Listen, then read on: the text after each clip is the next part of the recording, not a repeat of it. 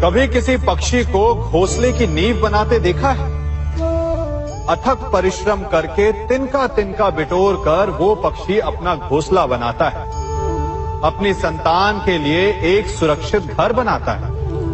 और फिर कहीं से तीव्र आंधी आती है, भारी वर्षा होती है और उसका घोंसला तिनका तिनका करके बिखर जाता है। फिर वो पक्षी क्या करता है?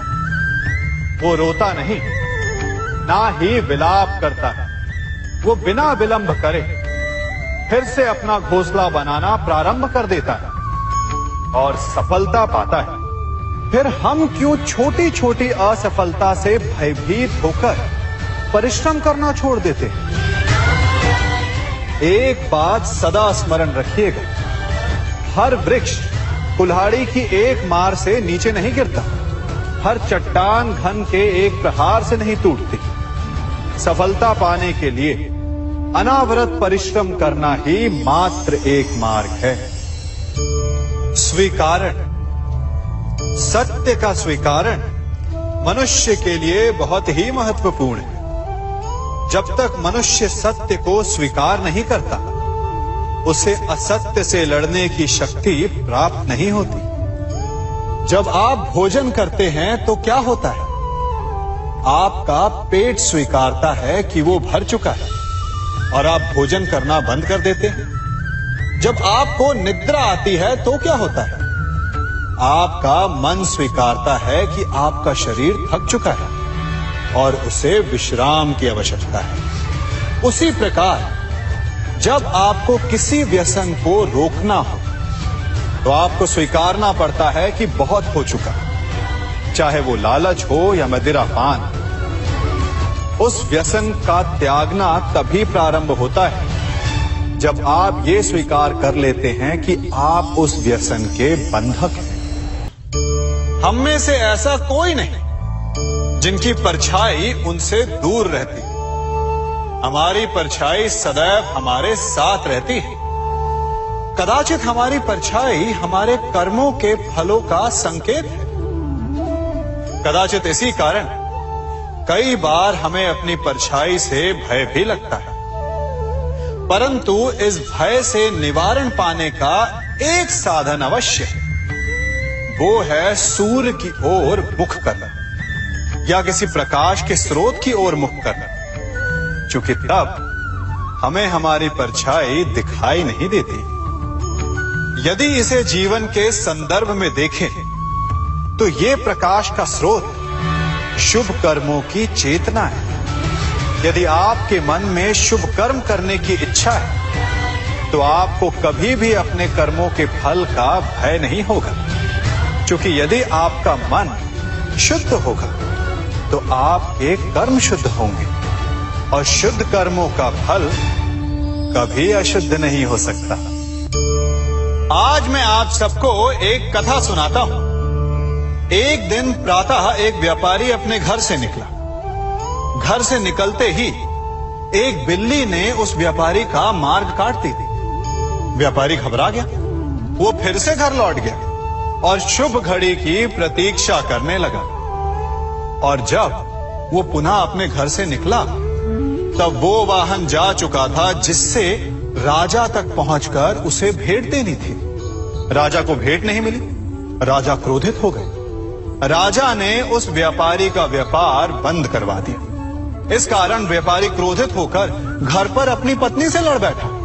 पत्नी अपने बच्चों समेत मैके वापस चली गई और उस व्यापारी के जीवन में यदि कुछ रह गया था तो केवल अंधकार। और इन सब का कारण वो उस बिल्ली को मानता रहा जिसने उसका मार्ग काटा था।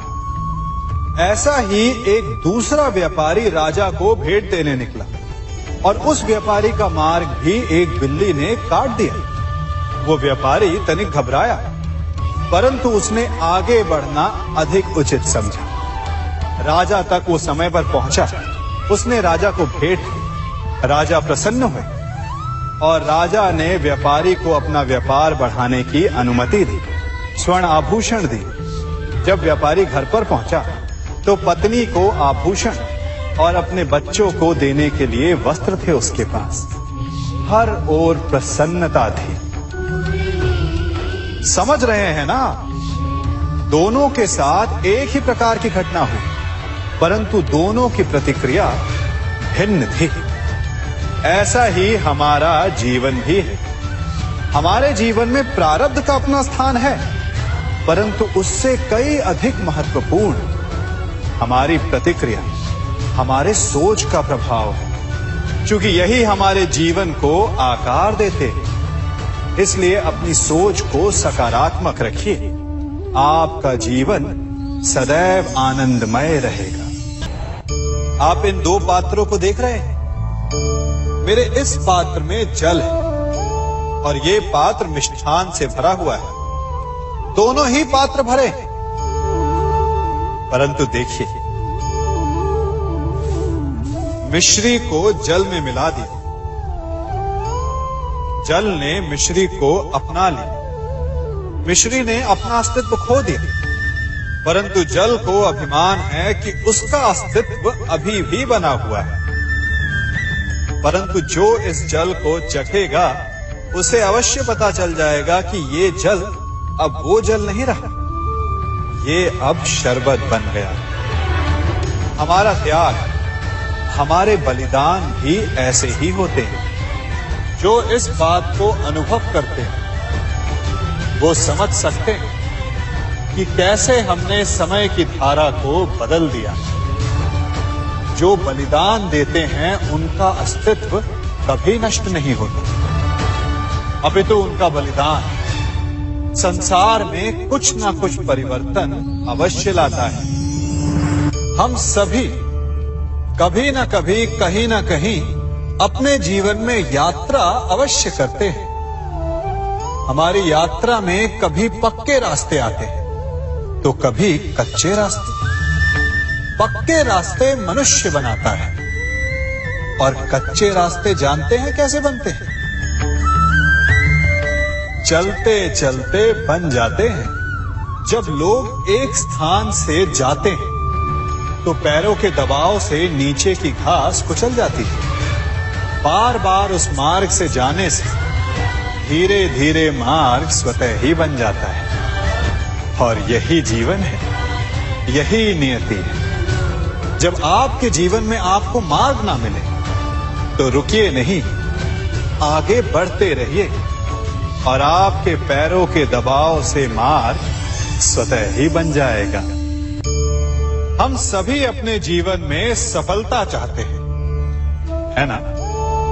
उसके लिए हम रात दिन परिश्रम करते हैं, कड़ी मेहनत करते हैं, परंतु फिर भी असफल हो जाते हैं।